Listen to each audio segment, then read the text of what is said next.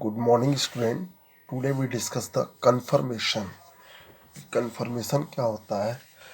तो हम देखें कि जैसे एल्केन कंटेन करता है कार्बन कार्बन सिग्मा बॉन्ड, तो electron distribution of sigma molecular orbital in symmetrical around the inter nuclear axis. कि जब एल्केन में हम देखते हैं तो सिमेट्रिकल अरेंजमेंट होता है इलेक्ट्रॉन का और एटम्स का।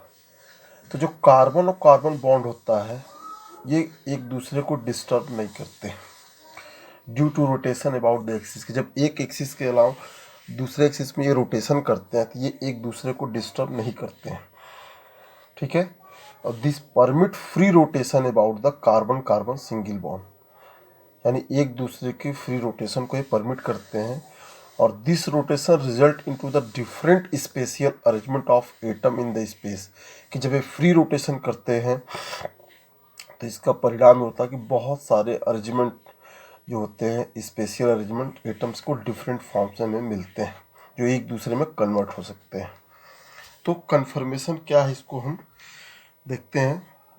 जो कन्फर्मेशन हमारा है इसको हम लोग बोलते हैं special arrangement of atom in space which can convert into one another by rotation around a carbon-carbon single bond are called conformation और conformer और rotation। कि जब ये रोटेट करते हैं एक दूसरे के एक्सिस में तो बहुत सारे डिफरेंट स्ट्रक्चर मिलते हैं और इसी रोटेशन को हम क्या बोलते हैं, कन्फर्मेशंस, ठीक है। अब एल्केन में अगर आप देखेंगे तो एल्केन में इनफाइनाइट नंबर ऑफ कन्फर्मेशन होते हैं bye rotation around the carbon and carbon single bond, ठीक है।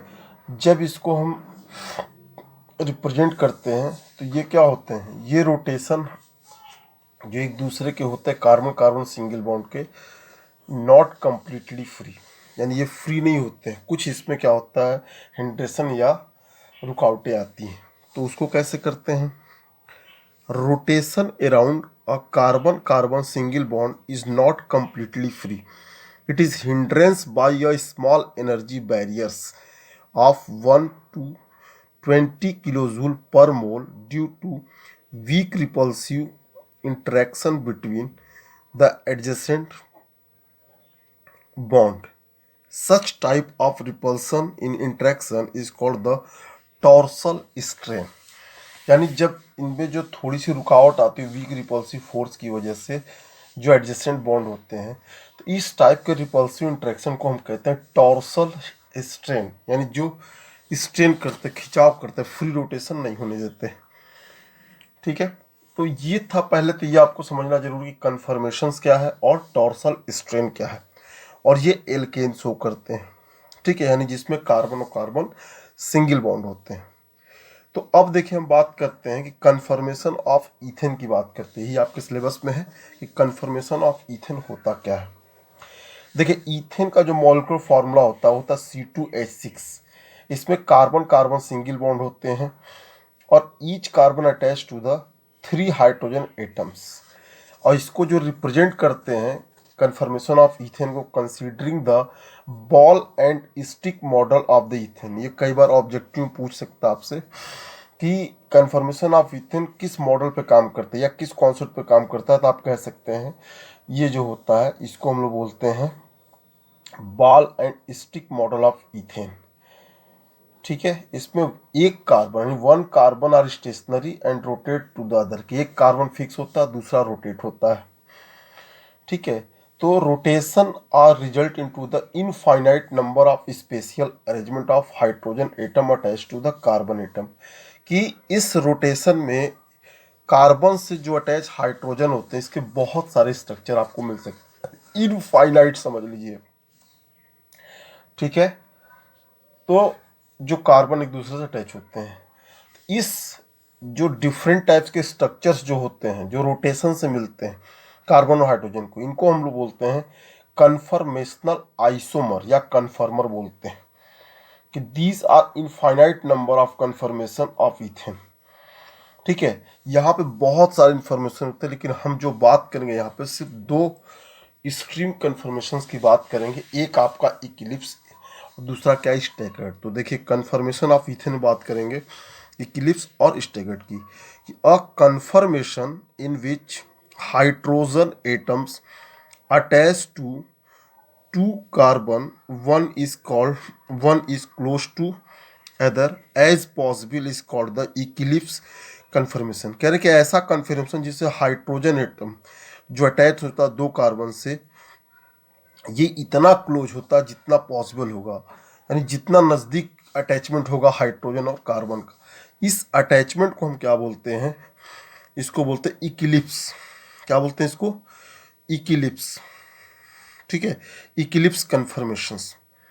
फिर दूसरा इसका क्या पार्ट हो जाएगा कि a conformation in which hydrogen are as far apart as possible is known as the staggered conformation. अब कह रहे कि दो अरेंजमेंट है, एक अरेंजमेंट में कार्बन और हाइड्रोजन जितने पास हो सकते हैं एज पॉसिबल एज, उसको हम बोलते हैं इक्लिप्स अरेंजमेंट। और दूसरा अरेंजमेंट ये है कि इसमें कार्बन और जो हाइड्रोजन का अरेंजमेंट है वो दूर दूर होगा जितना पॉसिबल होगा। अगर दूर दूर अरेंजमेंट है तो हम इसको बोलेंगे क्या, staggered conformation.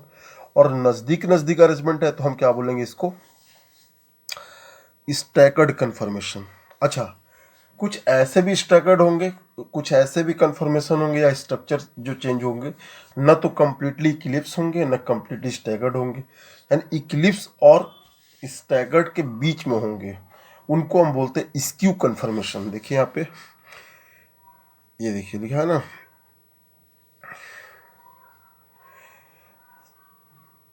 Any other intermediate conformations, any other intermediate conformation is called skew conformation. ठीक है, अब इसको जब रिप्रेजेंट करेंगे किसको, इक्लिप्स एंड स्टैगर्ड कन्फर्मेशंस को, तो दो तरीके से रिप्रेजेंट कर सकते हैं। ये आपका है सामन प्रोजेक्शन और दूसरा न्यूमन प्रोजेक्शन। सामन प्रोजेक्शन और न्यूमन प्रोजेक्शन, दो तरीके से हम कन्फर्मेशन ऑफ ईथेन को रिप्रेजेंट कर सकते हैं। देखिए जब सामन प्रोजेक्शन की बात करेंगे तो इसमें क्या होगा, in this projection molecule is viewed along the molecular axis, यानी जब इसमें आप मॉलिक्यूल को देखेंगे तो मॉलिक्यूलर एक्सिस में आपको दिखाई देंगे। ठीक है, the front carbon is shown as the lower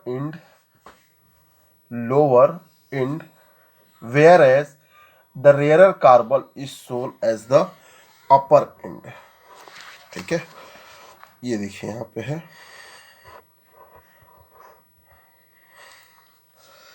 यहाँ देखिए लाइन,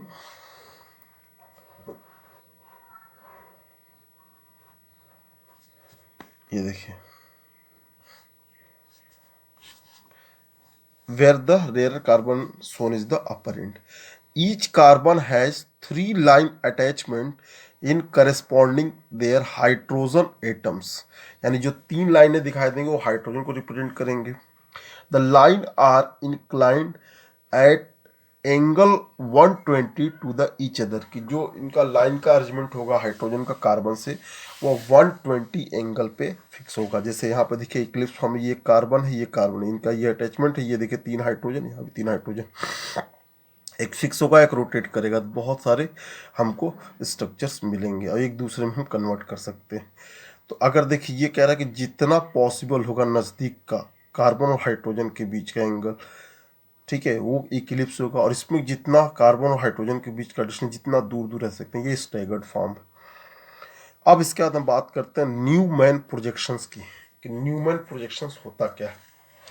अब न्यूमैन प्रोजेक्शन में देखेंगे कि carbon molecules view eight the carbon carbon head on, कि इसमें जो कार्बन कार्बन एटम होता है वो एक दूसरे के ऊपर पूरी तरीके से फिक्स होगा, मतलब दिखेगा आपको बाहर से एक ही कार्बन, जैसे एक सिक्के के ऊपर दूसरा सिक्का रख देंगे तो आपको सिर्फ ऊपर का सिक्का दिखाई देगा, अंदर का सिक्का दिखाई नहीं देगा। यानी in this projections the molecules is viewed at the carbon carbon bond head on. ठीक है, यानी the 3 hydrogen atoms attached to the front carbon atoms are shown by 3 lines drawn at the angle of 120 of each other. अब यहाँ भी क्या है, कि जो एंगल होगा कार्बन और हाइड्रोजन के बीच में कितना होगा, ये होगा आपका 120 का। ठीक है। The rarer carbon atom is represent by a circle and the three hydrogen atoms are shown attached to by the shorter line drawn at the angle of 120 line each other 120 each other। अब देखिए कह रहा है कि इसमें 2 carbon है और 6 hydrogen दिखा, एक तो कार्बन दिखेगा ना, दूसरा जो हमारा रेयर कार्बन है यानी कि जो हमको नज़दीक दिखाई देगा वो आपको कार्बन एज ए सर्किल यहाँ पे दिखाया जाएगा, और इसके हाइड्रोजन देखिए छोटी लाइन से ये दिखाएगा 120 पे, ये क्या एक दूसरे पे होंगे। ठीक है। अब जितना नज़दीक पॉसिबल होंगे, जैसे ये देखिए दूसरे नज़दीक है, इसको बोलेंगे इक्लिप्स फॉर्म। और इसमें देखिए जो हमारे पास क्या है, ये सर्किल, ये देखिए हाइड्रोजन जो दूर दूर दिखाई दे रही है, ये आपका है स्टैगर्ड फॉर्म। तो इस तरीके से हम ईथेन का कन्फर्मेशन कंप्लीट की कि इसमें ईथेन को अगर हम जो सिंगल सिंगल बॉन्ड अटैच करते हैं, अगर इसमें हम इसके अरेंजमेंट को देखें तो इस अरेंजमेंट को हम रिप्रेजेंट कर सकते हैं। तो ये कभी कभी आपसे पूछा जा सकता है कि कन्फर्मेशन ऑफ ईथेन होता क्या है। तो स्टैगर्ड फॉर्म हो गया आपका और इक्लिप्स फॉर्म हो गया। ठीक है। तो अब स्टेबिलिटी की अगर हम बात करते हैं तो इसमें सबसे ज़्यादा स्टेबल कौन होगा, तो जो स्टैगर्ड फॉर्म ईथेन का है, स्टैगर्ड फॉर्म ऑफ ईथेन यानी electron cloud carbon hydrogen bond as far as apart possible. तो कह सकते हैं कि देयर आर मिनिमम रिपल्सन और मैक्सिमम स्टेबिलिटी हो जाएगी और मिनिमम एनर्जी होगी। यानी कह सकते हैं इसको कि जब स्टैगर्ड फॉर्म होगा और इक्लिप्स में कन्वर्ट कर सकते हैं, यानी एक दूसरे में उसको कन्वर्ट कर सकते हैं। तो इस तरीके से हम लोगों ने आज पढ़ा कन्फर्मेशंस ऑफ ईथेन, और आज आपका ईथेन कंप्लीट हुआ, सॉरी एल्केन कंप्लीट हुआ, एल्केन कंप्लीट हुआ। अब कल से हम लोग जो बात करेंगे वो एल्कीन्स की बात करेंगे। ठीक है। तो एल्कीन्स में भी वही करेंगे, पहले एल्कीन्स क्या है, ठीक है, फिर एल्कीन्स के वर्ड में रिप्रेजेंट करेंगे। ठीक है। प्रिपरेशंस पढ़ेंगे, उसके आइसोमेरिज्म के बारे में पढ़ेंगे, उसकी प्रॉपर्टीज के बारे में पढ़ेंगे, और फिर इसके यूजेस के बारे में पढ़ेंगे। ठीक है।